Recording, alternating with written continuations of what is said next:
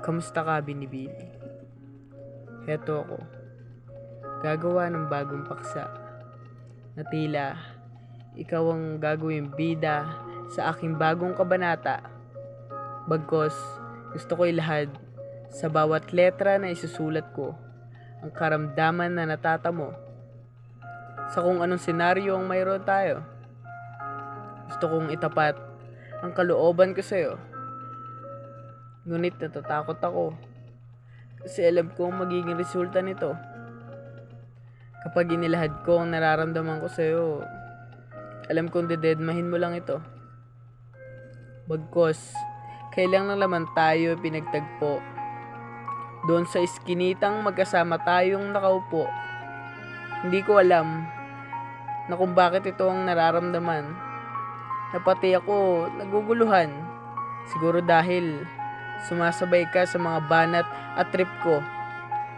Na kasi kaya ko lang naman nagagawa yun. Pinapakitaan mo ko ng motibo.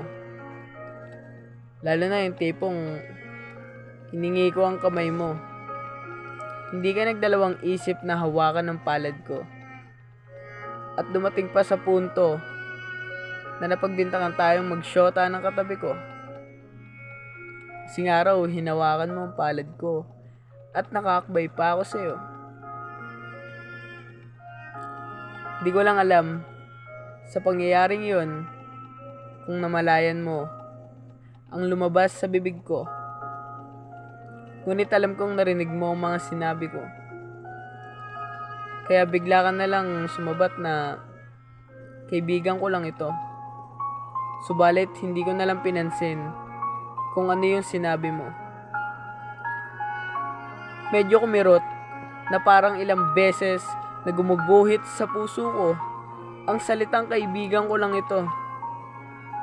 Dumagdag pa sa palaisipan ko na layuan mo na ako. Bagkos, sinubukan kong ilahad kung anong nararamdaman ko. Subalit, simula nun, parang nagbago na ang pakikitungo mo.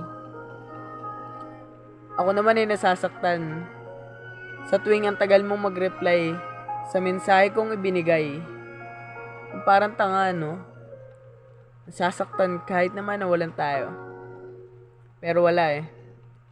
Kasi hindi ko alam kung paano imando ang mga ganitong senaryo. Na tila, pakitaan mo lang ako ng motibo, agad na ako mahuhulog sa'yo. Kahit na bigla kang lumisan, ikay aking hahabulin sa abot ng makakaya ko. Kaya naman sana, huwag mo akong pakitaan ng mixed signals mo. Kawawa naman ang uwat na to. Sana, isipin mo rin na may karamdaman ako.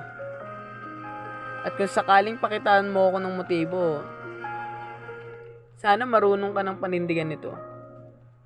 Datapwat, wala itong nararamdaman ko. Pero wala eh.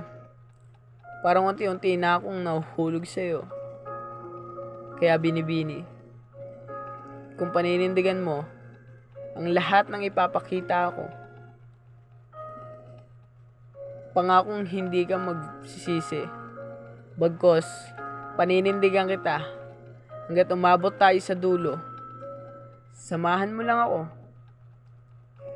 At ipapakita kong ako'y determinado. At sana, ipakita mo din na ika'y determinado sa bawat motibo, sa bawat kilos at salitang ipinapakita mo. Pangako, Binibini, hindi ka mabibigo.